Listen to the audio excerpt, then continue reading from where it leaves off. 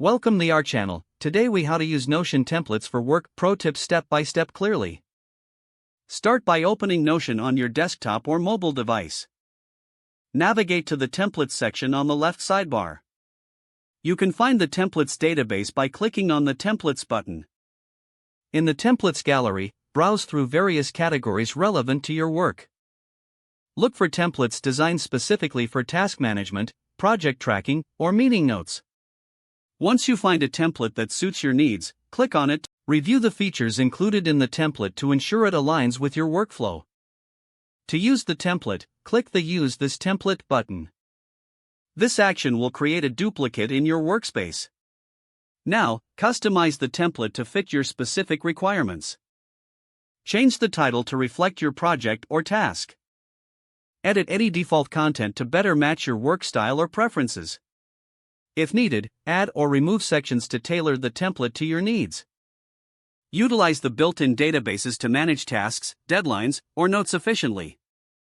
Incorporate tags or reminders to enhance your organization. Use the comment feature to provide feedback or ask questions directly within the template. Adjust the view settings for any databases to visualize your information in the most effective way. Regularly revisit and refine your use of the template as projects evolve. Experiment with combining multiple templates for a more comprehensive workspace. Keep an eye on Notion's community for new templates that may enhance your workflow. Stay organized and efficient by regularly updating your templates as needed. If the page does not load, refresh the browser or try again in a private or incognito window.